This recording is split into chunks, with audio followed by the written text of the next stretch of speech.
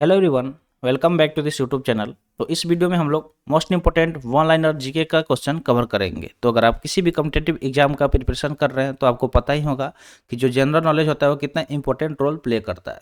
तो session last तक जरूर देखिएगा। चलिए सेशन शुरू करते हैं। जल्दी से लाइक कर दीजिए और चैनल पर नए हैं तो जल्दी से चैनल को सब्सक्राइब कर लीजिए। तो चलिए देखते हैं आज का क्वेश्चन क्या क्या रहने वाला है। क्वेश्चन दिया गया है कि सबसे बड़ी आंख किस स्तनधारी प्राणी की होती है।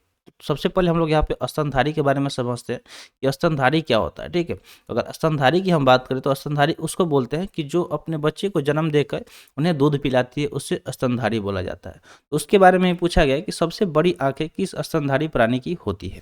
तो इसका अगर हम करेक्ट आंसर की बात करें तो करेक्ट आंसर क्या हो जाएगा, हिरन हो जाएगा। ठीक है, जो हिरन होते हैं वो ऐसे स्तनधारी होते हैं जिनकी आंखें सबसे बड़ी होती है। तो स्तनधारी के बारे में आपको समझ में आ गया। इसको हम लोग इंग्लिश में मैमल्स भी बोलते हैं। क्या बोलते हैं, मैमल्स। ठीक है,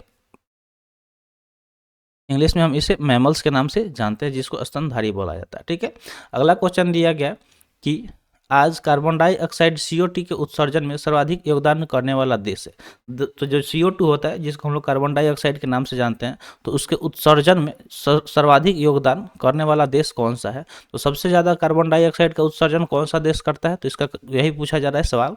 तो इसका सही उत्तर हो जाएगा संयुक्त राज्य अमेरिका। जो यूएसए है यानी कि यूनाइटेड स्टेट्स ऑफ अमेरिका, जो सबसे ज़्यादा कार्बन डाइऑक्साइड का उत्सर्जन करता है। ठीक है, सबसे ज़्यादा कार्बन डाइऑक्साइड का उत्सर्जन कौन सा देश करता है, तो संयुक्त राज्य अमेरिका करता है। अगला क्वेश्चन है, निम्नलिखित में किस उद्योग में अभ्रक कच्चे माल के रूप में प्रयुक्त होता है। ठीक है, तो जो अभ्रक होता है उसके बारे में पूछा जा रहा है कि किस उद्योग में जो अभ्रक होता है उसे रॉ मटेरियल के तौर पे यानी कि कच्चे माल के रूप में प्रयुक्त किया जाता है। तो वह है हमारा विद्युत। ठीक है, जो इलेक्ट्रिसिटी का प्रोडक्शन होता है उसमें जो अभ्रक होते हैं उन्हें as a raw material use किया जाता है। ठीक है, चलिए बढ़ते हैं नेक्स्ट क्वेश्चन की तरफ। आई होप आपको जो भी क्वेश्चन बताया जा रहा है आप उसे समझ पा रहे होंगे अच्छे से, और उसे नोट डाउन भी करते रहिएगा। नोट डाउन करने से चीज़ें जल्दी से याद हो जाती है। अगला क्वेश्चन पूछा जा रहा है कि जो विद्युत प्रेस है इसका आविष्कार किसने किया था।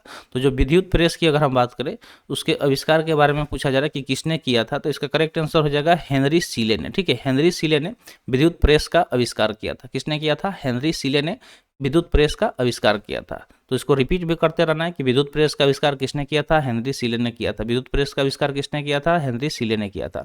इस तरह जब आप रिपीट करेंगे तो चीज़ें क्लास में ही याद हो जाएगी। नेक्स्ट है, प्रेशर कुकर में खाना जल्दी पक जाता है क्योंकि। तो यहाँ पे रीजन पूछा जा रहा है कि जब हम लोग प्रेशर कुकर में खाना बनाते हैं, ठीक है, जो भी स्टूडेंट घर से बाहर आके प्रिपरेशन कर रहे होंगे उनको पता होगा कि वो क्या करते हैं, प्रेशर कुकर में खाना बनाते हैं ताकि जल्दी से पक जाए। ठीक है, इससे उनका समय का बचत होता है। तो ये इसका वजह क्या है, आखिर क्या वजह है जिसकी वजह से प्रेशर कुकर में जो खाना है वो जल्दी पक जाता है।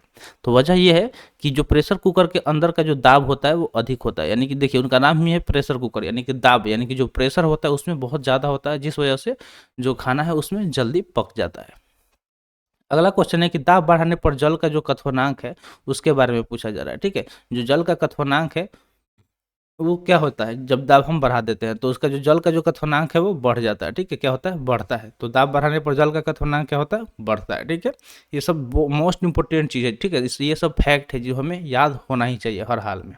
अगला क्वेश्चन पूछा गया है कि प्रत्येक क्रिया के बराबर वह विपरीत दिशा में एक प्रतिक्रिया होती है। ये न्यूटन का कौन सा लॉ है। ठीक है, every action has an opposite and equal reaction. ठीक है, तो ये आपको पता होगा कि जो भी हम क्रिया करते हैं, जो भी काम करते हैं, उसके बराबर वह विपरीत दिशा में एक प्रतिक्रिया होती है।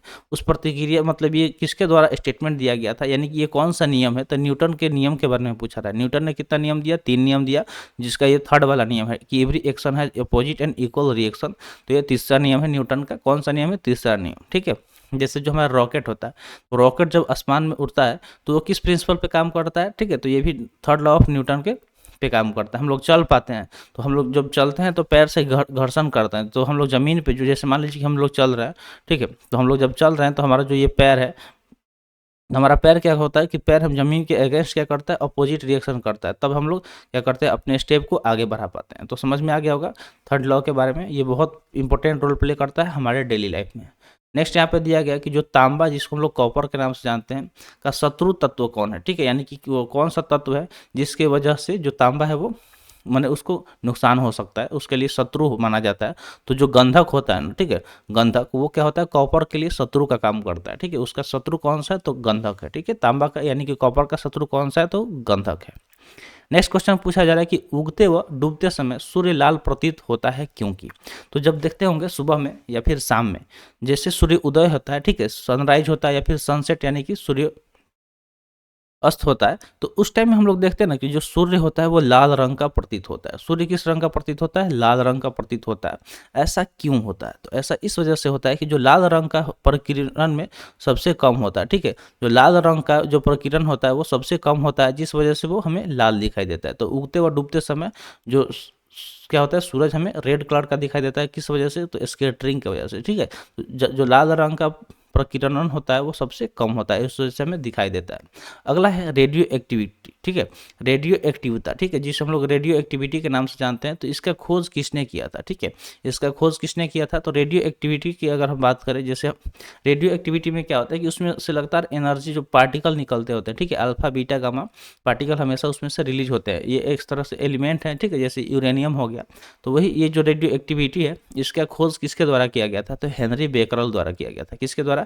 हेनरी बेकरल द्वारा किया गया था, ठीक है। अगर हम इसके यूनिट की अगर हम बात करें तो यूनिट भी इसका क्या होता है? रेडियो एक्टिविटी का यूनिट क्या होता है? तो बेकरल होता है, ठीक है। ये भी आपको याद रखना है कि जो रेडियो एक्टिविटी होता है उसका यूनिट क्या होता है? बेकरल होता है।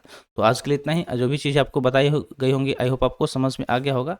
तो मिलते हैं फिर अगले वीडियो में। Thanks for watching. जय हिंद।